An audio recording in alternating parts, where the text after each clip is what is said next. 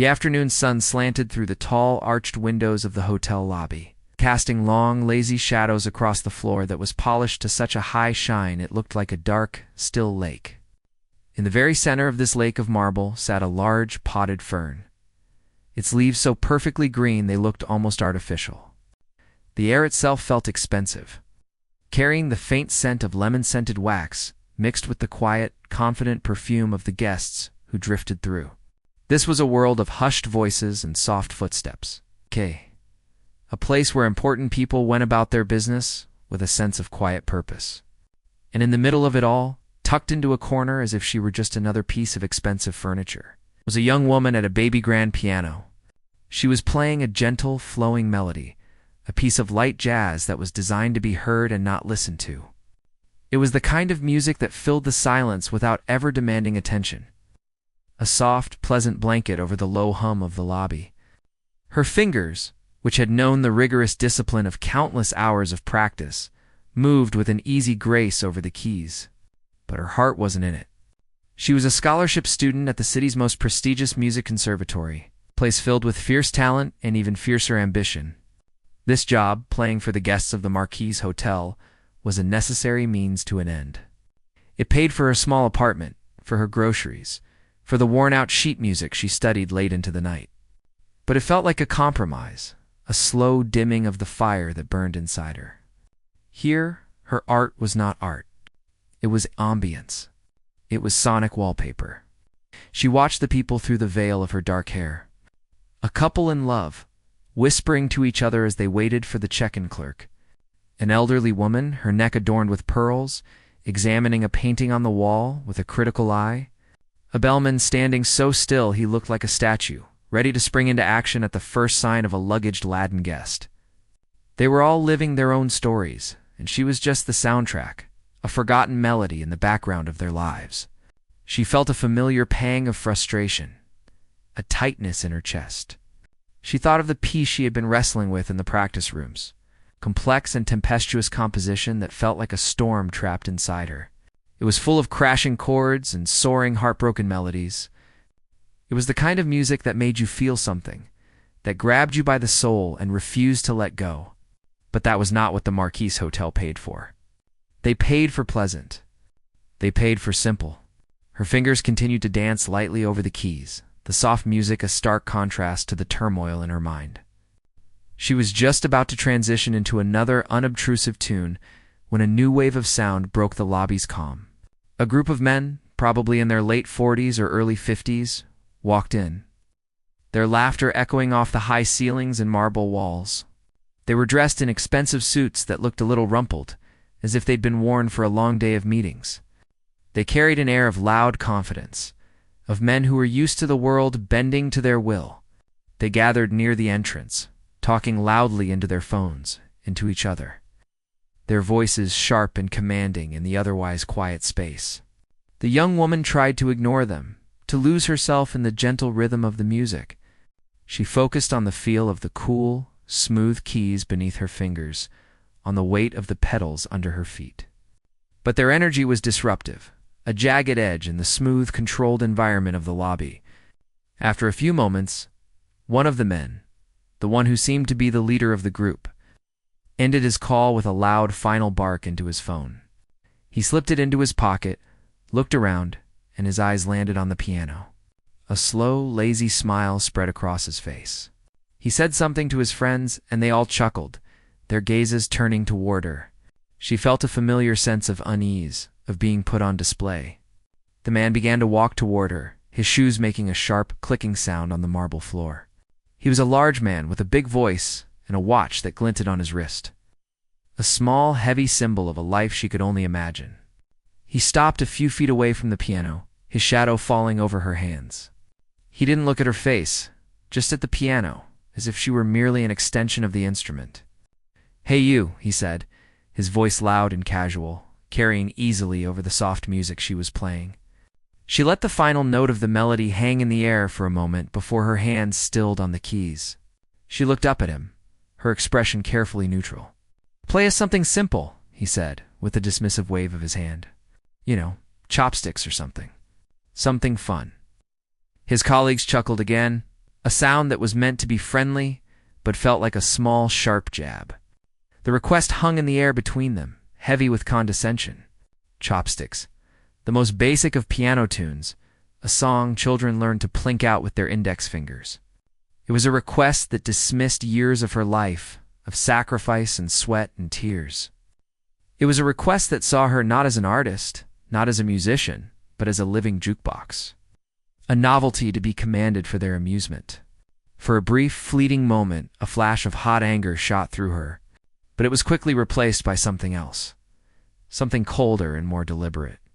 She thought of the storm inside her, of the music that was clawing its way out. She thought of the countless hours she had spent perfecting her craft, of the dreams that kept her going when she felt like giving up. And she made a decision. She gave the man a small, almost imperceptible nod. Her face was a mask of calm compliance, but her eyes held a spark of something new, something dangerous. She took a slow, deep breath, her fingers finding their place on the keys once more. The lobby was quiet now, the men's laughter silenced as they waited for their simple, fun tune. But she was not going to give them what they asked for. She was going to give them something they never expected. The man stood there, his arms crossed over his chest, a look of patient amusement on his face. He was waiting for the entertainment to begin, for the little joke he and his friends could share later. His colleagues had fallen quiet too, their attention now fully focused on the corner of the lobby. They were an audience, and they expected a performance. But it was the kind of performance they had already scripted in their minds. They expected something silly, something they could dismiss with a laugh and a wave of the hand. The young woman held his gaze for a fraction of a second longer, her own eyes like still, dark water. Then she looked down at the keys, and the world seemed to shrink to the small space between her and the piano. Inside her, a storm was brewing.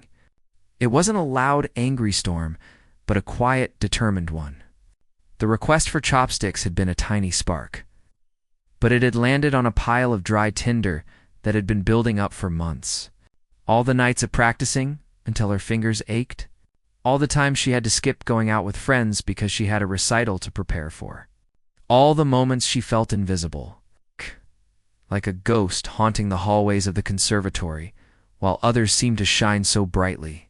It all came rushing back to her in that single, condescending moment.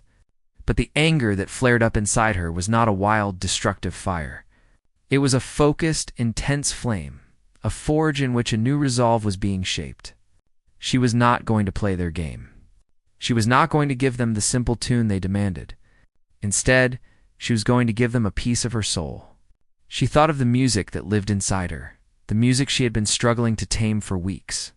It was a piece by a composer who knew all about passion and pain, a piece that started with a whisper and ended with a roar.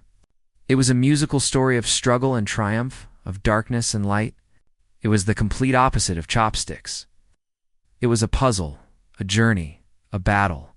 And it began with 3 simple chords, almost a joke in their stark bare bones, simplicity. It was the perfect answer. It was a musical trap, and they had just walked right into it. A slow, steady breath filled her lungs, and as she let it out, she felt a sense of calm settle over her. The frustration, the anger, the feeling of being small and insignificant, it all melted away, replaced by a cool, clear sense of purpose. This was not about revenge. This was about truth. This was about showing them, and perhaps more importantly, showing herself, what she was truly capable of. Her posture changed. She sat up a little straighter, her shoulders back. Her hands, which had been resting lightly on the keys, now seemed to press into them with a new kind of weight, a new kind of connection. She was no longer just a girl playing a piano. She was a musician, and this was her instrument, her voice, her world. The man watched her, a curious look on his face. He could see the change in her, the subtle shift in her energy. He might have thought she was just getting into character, preparing to play a funny, exaggerated version of the simple tune he had requested. He had no idea that she was preparing for war. The lobby was completely silent now. The gentle hum of the air conditioning seemed to fade away. The distant clink of a glass from the hotel bar was gone. All that existed was the young woman at the piano and the expectant circle of people around her. The air felt thick, charged with an unspoken electricity. She closed her eyes for a brief moment, picturing the sheet music in her mind, seeing the notes dance on the page. She could feel the music in her bones, in her blood. It was a living thing, and it was ready to be born. Then she opened her eyes, and her fingers moved. They did not dance or flutter. They descended. They pressed down on the keys with a deliberate, heavy force, and the first chord rang out. It was not a sound that belonged in the bright, airy lobby of the Marquis Hotel. It was a dark, deep, solemn sound, a sound that seemed to come from the earth itself. It was a funeral bell, a warning, a statement of profound seriousness. The sound hung in the air, heavy and absolute, sucking all the light out of the room. The man's smirk vanished. His colleagues, who had been leaning forward in anticipation, now leaned back, their expressions shifting from amusement to confusion. Before the first chord had even faded, she struck the second one, just as heavy, just as dark. And then the third, 3 simple, ominous chords that echoed in the sudden, stunned silence of the lobby. They were the simplest of musical ideas, but the way she played them, with such weight and conviction, transformed them into something powerful and terrifying. It was as if she had reached into the fabric of their reality and torn a hole, revealing a world of depth and darkness they never knew existed.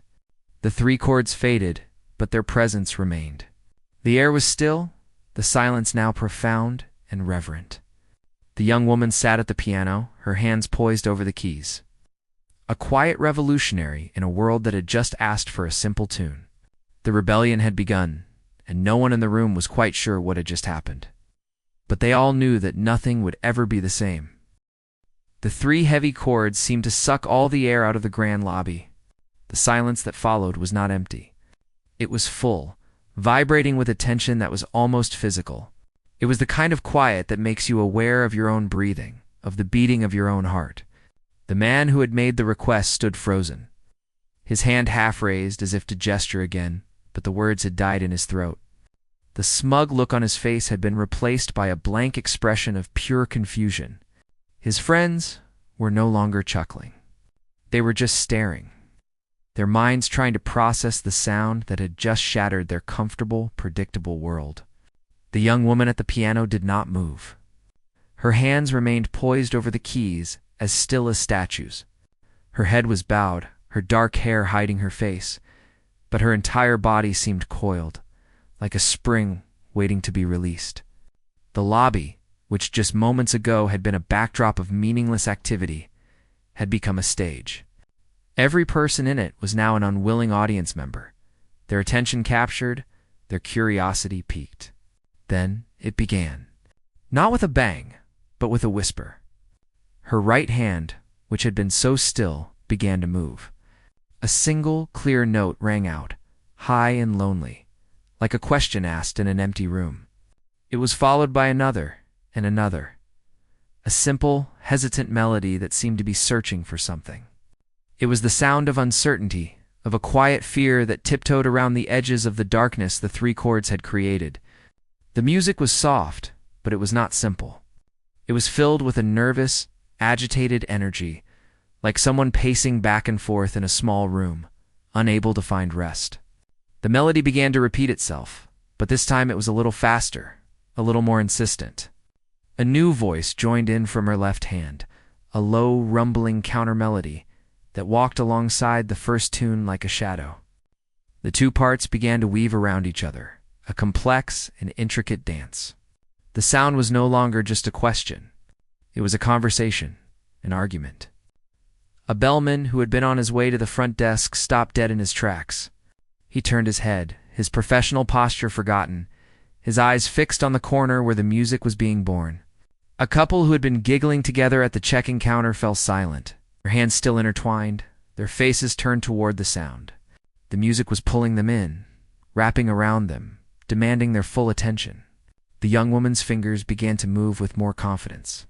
The hesitant melody started to grow, to take on a new sense of urgency. The notes began to tumble down the keyboard faster, not in a messy rush, but in a controlled, cascading flow, like a waterfall that was slowly swelling with a heavy rain.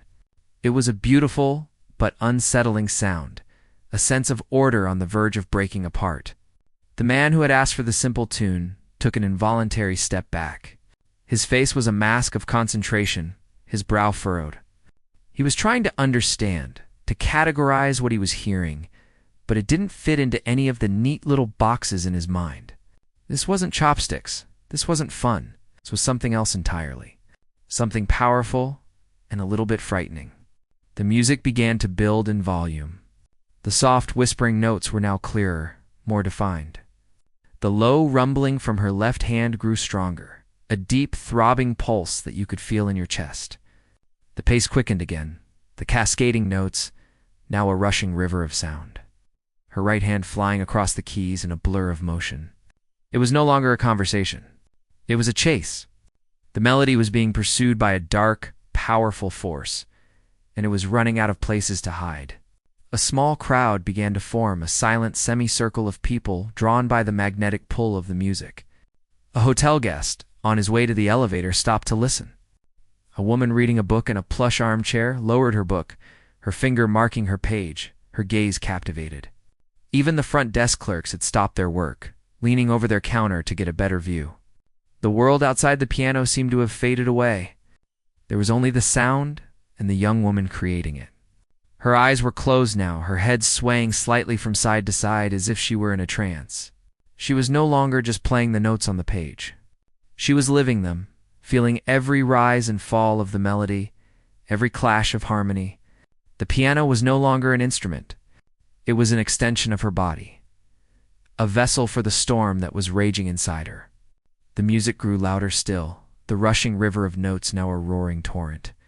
The first hints of thunder began to rumble through the piece, deep. Crashing chords from her left hand that shook the very floor of the lobby. The beautiful, complex melody was fighting for its life, soaring to incredible heights, only to be beaten back by the powerful, dark force that was determined to consume it. The tension in the room was almost unbearable. It was like watching a tightrope walker in a hurricane, a breathtaking display of skill and courage on the edge of disaster. People were holding their breath without even realizing it. Some had pulled out their phones, not to scroll or to text, but to record, as if they sensed that they were witnessing something that could not be repeated. The simple request for a simple tune had been forgotten, swept away by a musical tidal wave that was growing in strength with every passing second. The storm was no longer gathering. It was here, and it was about to unleash its full, terrifying, and beautiful fury. The young woman's hands paused for a fraction of a second, a moment of perfect, terrifying silence before the final explosive assault on the senses. The crowd leaned in, their collective gasp hanging in the air, waiting for the crash. The silence that had held the lobby in its thrall broke. It was not a gentle crack, but a violent, shattering explosion of sound. Her hands, which had been poised for a fraction of a second, descended upon the keys with the force of a hammer striking an anvil. A massive, crashing chord erupted from the piano, a sound so full and so powerful that it seemed to have a physical presence. It was a roar, a scream, a declaration of war. The vibrations traveled through the polished marble floor, up the legs of the onlookers, and resonated deep within their chests. It was the kind of sound that you didn't just hear with your ears. You felt it with your entire being. The man who had so casually asked for a simple tune flinched as if he had been struck. His phone, which he had been holding loosely, slipped from his grasp and clattered to the floor, but he didn't notice. His mouth was slightly agape, his eyes wide with a shock that was rapidly melting into something else. He was looking at the young woman, but he was no longer seeing a hotel employee. He was seeing a force of nature, and he was utterly, completely humbled. The music did not stop. It was a relentless driving force. Her hands became a blur of motion, a dizzying dance of strength and precision across the 88 keys. The piece had entered its most tempestuous phase, a maelstrom of sound that was both chaotic and perfectly controlled. Her left hand was a thunderstorm, pounding out deep, dark, resonant chords that formed the storm's dark, angry heart. It was the sound of struggle, of heavy burdens and immense pressure. It was the weight of all her frustrations, all her long hours of practice. All the time she had felt overlooked and underestimated. It was a powerful, guttural growl that demanded to be taken seriously. But weaving through this darkness was her right hand, a flash of brilliant, desperate light. The melody it played was not simple or pretty. It was a complex, soaring line of sound that fought for its life against the crashing waves of the bass. It was a cry of defiance, a beacon of hope in the midst of a raging storm. The notes flew from her fingertips, intricate and impossibly fast, like a flock of birds trying to escape a hurricane. It was the sound of her ambition, her talent, her unbreakable spirit, refusing to be drowned out. The crowd was no longer a collection of individuals. They had become a single, unified entity, held captive by the music. A woman in the back brought a hand to her mouth, her eyes glistening with unshed tears. The bellman stood with his fists clenched at his sides, his body tense, as if he were the one fighting the battle. The hotel manager, who had been watching from the doorway of his office, had taken a few steps into the lobby, his professional demeanor completely gone, replaced by a look of profound reverence. They were not just listening to a song.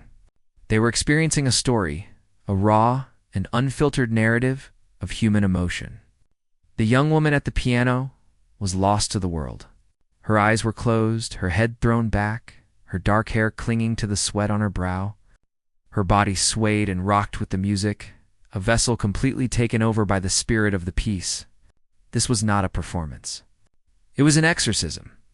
She was pouring every ounce of her being into the music, channeling all her pain, her joy, her anger, and her love into the sound. It was as if she had opened a door deep inside herself and let loose a torrent of feelings that had been dammed up for a lifetime. The music swelled to an almost unbearable intensity. The rushing notes of the melody became a desperate, frantic plea, while the crashing chords from the left hand grew louder and more insistent, a relentless pounding force that seemed to shake the very foundations of the hotel. It was the sound of a soul laid bare, a heart crying out in a voice that was both beautiful and terrifying. The air in the lobby felt thick and heavy, charged with an energy that was almost electric. You could feel the collective held breath of the audience, their shared sense of witnessing something extraordinary, something that transcended the ordinary world of hotel lobbies and business meetings. They were in the presence of pure, unadulterated artistic brilliance, and it was a breathtaking, humbling experience. Then, the music began its final, climactic ascent. It was a race to the finish, a last, desperate surge of power and passion. Her hands moved faster than seemed humanly possible, a storm of sound that reached a fever pitch. The final series of chords were not just played, they were struck with a ferocious, almost violent intensity, each one a hammer blow that echoed the raw power of the human spirit. It was a full-throated roar, a final triumphant declaration that she would not be silenced, that she would not be diminished, that her music mattered.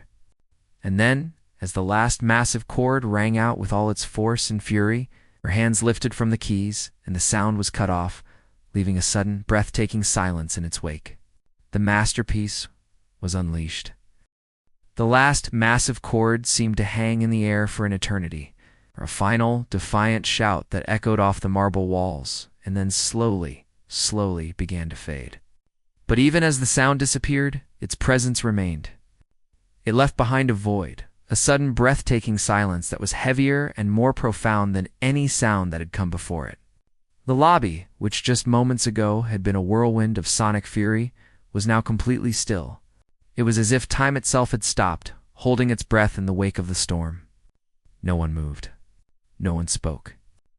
The man who had dropped his phone stared at the young woman, his face a canvas of awe and disbelief. The bellman, who had been clenching his fists, now stood with his hands hanging loosely at his sides, his mouth slightly open.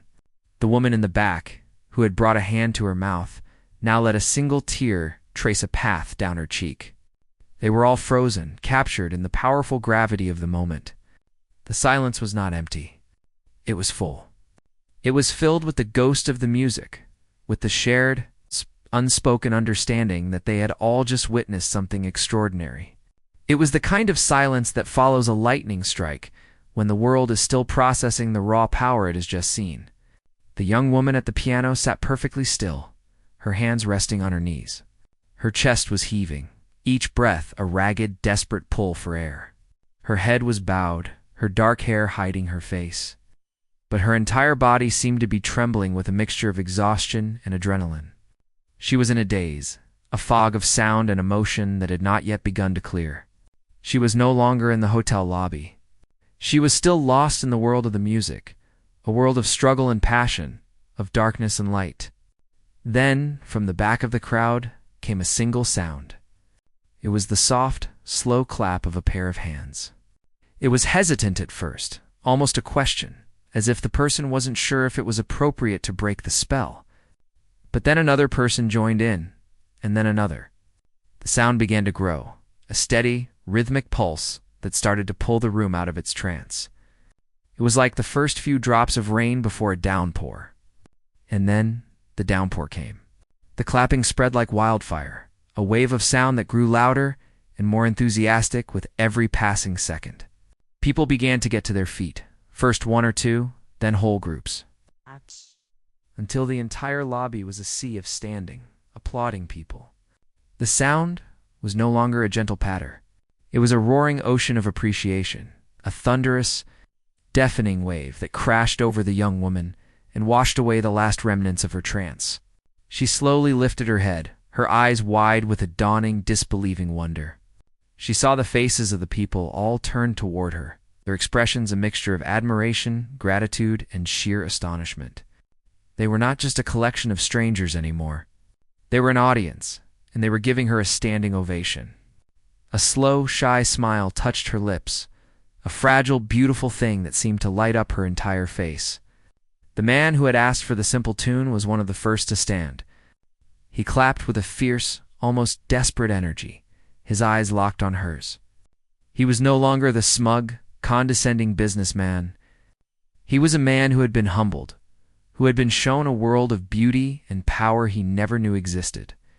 As the applause began to subside slightly, he took a hesitant step forward, then another, until he was standing right in front of the piano. The crowd parted for him, their own clapping softening as they sensed a new moment was about to unfold. He stopped, looking down at her, his usual air of confidence completely gone, replaced by a genuine, almost painful sincerity. I don't know what to say, he stammered, his voice quiet and rough with emotion. I asked for a simple tune. And you gave us that. He gestured vaguely at the piano as if the words to describe what he had just heard didn't exist. Thank you. That was incredible. He didn't wait for a response. He just gave her a small, respectful nod, then turned and walked back to his friends, who clapped him on the back. Their faces filled with a newfound respect for both him and the young woman at the piano. Just then, the hotel manager, who had been watching from the edge of the crowd, made his way to the front. He was a man who was always in control, always composed, but now his face was filled with an excitement that he couldn't hide. He stopped beside the piano, a warm, genuine smile on his face. "Young lady," he said, his voice filled with a new kind of respect. "That was the most beautiful thing I have ever heard in this lobby, and I've heard a lot of things." He paused, looking at the piano, then back at her. "I don't want you playing background music anymore. I want you to have a regular performance here, a real one. Friday nights. We'll clear the space. We'll bring in the best piano we can find. People will come just to hear you play."